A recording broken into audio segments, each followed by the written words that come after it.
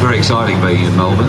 We are making a strong campaign to get Adam Faine elected into the House of Representatives, but the Senate options, the Labor can't win a majority in the Senate, so it's whether the Greens continue or have the balance of power through the election of more senators, or we go back to a coalition-dominated Senate, and we know what happened with that. The negotiations can start right now, Bob Brown. If you hold the balance of power in the House and you decide whether Joe Hockey becomes Treasurer or Nicola Roxon stays on as Health Minister, what do you want in exchange for your support? Well, there won't be a want list. Adam Vance has said that he won't be bringing a Abbott government into office, but we will sensibly negotiate with whoever is in government, be it an Abbott government or a Gillard government. One of the things I was promoting yesterday at the Press Club was an extra $2 billion for education from the mining tax. The opposition's not going to raise $1 from the mining tax. The Gillard government has said it will raise a 30% dividend. We put that money also into promoting great nation-building projects like high-speed rail between here and Sydney in 3 hours. Joe Hockey, if the Greens hold the balance of power and you form a government, how are you going to get things working? Well, we are constructive, and I tend to be a constructive and positive person. You've been shaking your head, though, while Bob Brown's been saying even what he's just said on air. Bob's arguing for higher taxes. I don't agree with on the mining industry. Well, you've argued for lower taxes on small business. No. Actually, it's wrong. On the 1st of July 2013, taxes on small business will be lower under us than under Labor. 2 cents lower? The company tax, just let me finish off. And I would say to you, of course the Greens believe in high taxes. I mean, come on, you don't change the stripes. But the issue is how are you going to work together? In the event that Tony Abbott wins the election, the Greens will have the balance of power. How are you going to get things I think through? you've got to be constructive. We can work with the Labor Party, we can work with a number of people. The Greens aren't going to be the only party in the Senate. There's also the Labor Party. There will be best others. Friends suddenly, aren't they? Well, compared to the Greens, my enemy's enemy. That's right. Well, yeah, that's right. I don't think the Greens and the Labor Party are necessarily that fond of each other, although a vote for the Greens is a vote for Labor. That's the truth. I mean, the Greens... But it's a genuine issue, isn't it, that you will not have a majority in the Senate. So even if you form government, you're going to rely on putting things, cobbling together different coalitions in order to see your program. But John, that is the way democracy should work. And that's the way we believe it will work. That's why we are outlining in enormous detail all of our policies, all of our costings before the election.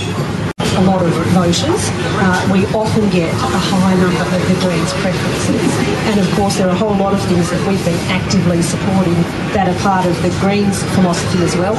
More money into public health, more money into making sure we can educate the community, a much stronger arrangement on climate change. That's one area where the Greens didn't support us, but actually Joe Hockey did negotiate with us, did support all of those arrangements, and then changed his tune as soon as Tony Abbott became the leader. So I don't think it's surprising that a progressive Labor Party trying to invest in a new health system, invest in broadband, invest in education would be supported by the Greens. But we have different policies on a range of things. We would work with anybody who holds the balance of power in the Senate, as we've been doing up until now, and we've had a constructive relationship with Bob and his team.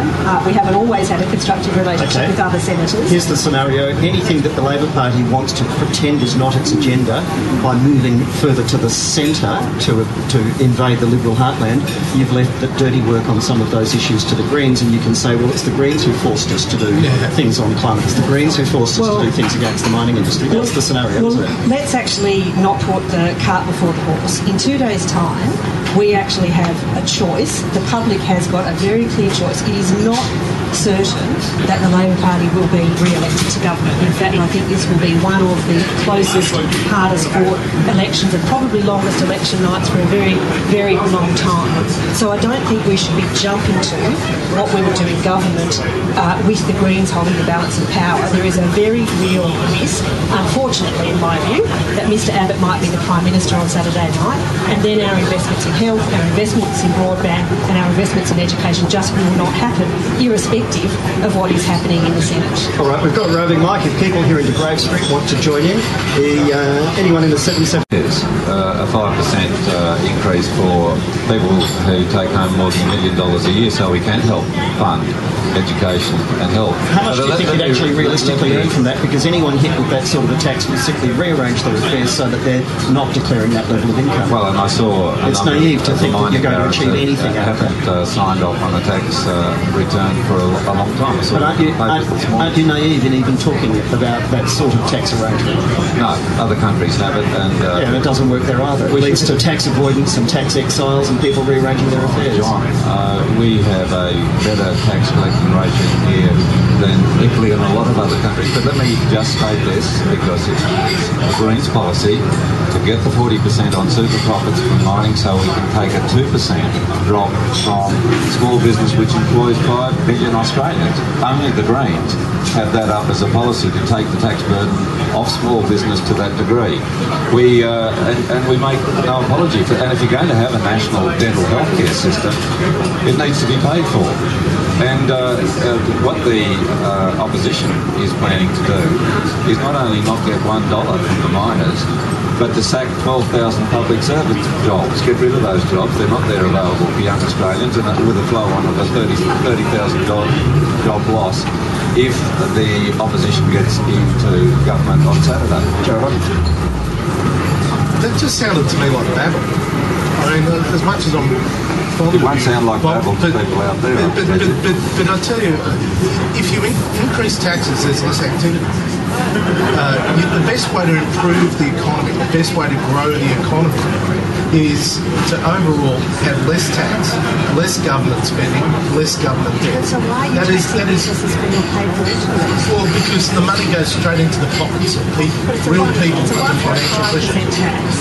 We're introducing a scheme the first time ever without that tax. And you're going to actually pretend that you're anti-tax when you're the party going to this election with an increase in tax. If I can get a word in.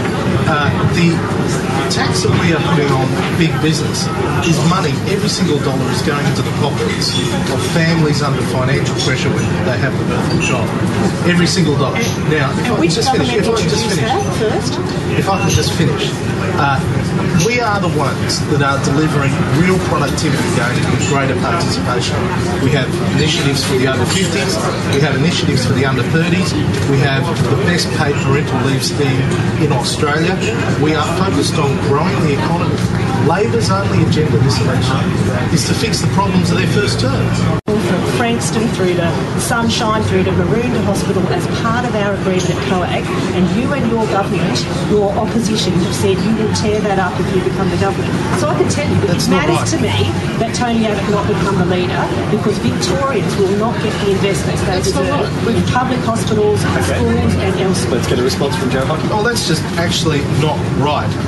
We're the only party at this election that have promised 2,000 extra beds for hospitals. We're the only party. There's no money for them and no venue for them. Of course there's money for them. I outlined yesterday nearly $50 billion of savings. For example, stopping your cash for clunkers joke, which is the equivalent of pink bats on wheels. And pensioners for their medicines. That's part of it as well. That is not actually right. And I would say to you, we're the only party that has a $1.5 billion mental health program that is going to deliver an extra 800 beds for mental health services. We're the only party.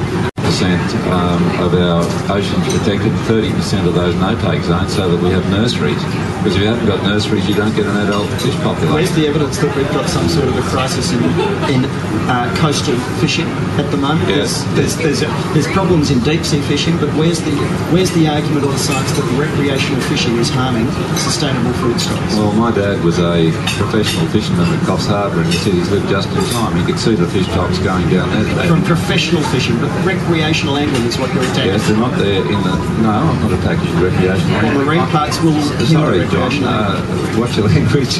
We are protecting recreational fishers so that they have fishing grounds to go to in the future. At the moment, Martin Ferguson's handing out licences for more oil and gas exploration in the very areas, for example, off the Margaret River in Western Australia, which should be considered, because it's one of the richest marine ecosystems in the world, which should be considered as a marine reserve. Isn't it sensible to protect a fraction of the marine ecosystem so that the rest can be replenished? 33% of the Great Barrier Reef is protected. The issue is not about remote fisheries. locations, it's about where people live and where people enjoy recreational angling, which has been a tourism boom. The issue is the same areas close to everywhere, the around cities. Tasmania, around Victoria, up the coast of New South Wales. You must protect your nurseries if you're going to have a recreational fishery into the future. So that's what comes out of judicious and scientific planning, and that's where the Greens are. We're going to protect these fisheries so people will be able to go recreational fishing in the next generation and the generation after that. But Tony Abbott says not 1 hectare more will be protected. If he's the next Prime Minister, I think that's irresponsible. 5 minutes tonight. I've got 5 more minutes with the three of you. Joe Hockey, the National Broadband Network policy the Labor Party have introduced has been your greatest problem area. Businesses hit you on it. Techie heads have hit you on it. Tony Abbott's had to admit he doesn't really understand it. Why don't you just admit you've got it wrong on the broadband network? Well, we haven't got it wrong. I don't see people walking across in front of us dragging a fibre optic cable behind their handbags or the briefcases. No, but they've all got little laptops and the like. They're all going to work and they're all going to work on fibre. But it's wireless. Wireless when is you have to. Well, with mobility, John, from my perspective, I use an iPad in the car, obviously not driving, but in the car or around in coffee shops, wherever the case is. You want fast wireless broadband. Our solution is about having the sort of infrastructure that people need and want, rather than deigning that everyone is going to drag a cable. Everyone is going to drag a cable around behind their car or behind their handbag. It's ridiculous. The real difference here is what Joe is talking about is some consumer use rather than what you need in healthcare, the high resolution, high it's already there, Nicola. To life, it is actual. So let me finish. So that you can actually, from your GP, talk to a specialist so you can watch an emergency procedure being undertaken, so industry can deal with huge images. It's vastly different what you might need in a coffee shop doing some of your work to what industry needs and education needs and the health system needs. And your wireless solution will not deliver that. Quick response, I've got other issues too. For example, doctors are saying they do not accept that you can have those sort of emergency procedures over the internet because, for a start, their medical indemnity will not cover it. They want to be able to see immediately what the challenges are and get on with it. Now, Assembly has made you the laughing stock of people who think this is a serious issue. How can, if you think you're addressing climate change as a policy, come up with such a lame Clayton's example of decision making as a citizen's assembly? Look, I accept not everybody likes that component of our policy, but we're not going to apologise. We're not going to apologise for involving the public. But let's actually be 100% clear here, because Joe and Bob can both answer this. We tried 3 times to get our deal, our changes, through the Parliament. Then you have a double dissolution option in the Constitution. Agreed to it, and then he changed leaders and changed his position. Bob Brown said the Greens would rather have nothing than part of the action that we were pursuing. So we've actually been fighting this. It didn't get through the Parliament. We're determined to invest more in renewables. We're determined to build the infrastructure that harnesses, whether it's wind and water power and others. But we've seen nothing from Mr. Hockey. His new leader thinks climate change is crap. if we've got nothing, why are we spending $3 billion in the next 3 years? Why did you change your position on whether you supported both the Greens and ourselves thought that your proposal was rubbish. Even you thought it was rubbish because you dumped it. So your leader thinks climate change is crap. You changed your position when your leader changed, and the Greens, who obviously have the historic, strong position on this, said they would prefer nothing than what we were putting forward. Nothing rather than some action. Just on that, John, very quickly. I've never said nothing. We would have a carbon tax, as Nobel laureate economist Joseph Stiglitz proposed in this city just 2 weeks ago, and put it onto the polluters, not onto the taxpayers. And with the Labor Party, you would get the carbon tax. Well, we'll be working for it. With the coalition, we'll get worse climate change, destruction of the barrier reef, and loss of the Murray-Darling Parkway. So you agree with Labor? With Labor, you'll get the carbon tax. Hey. Everybody here likes the idea.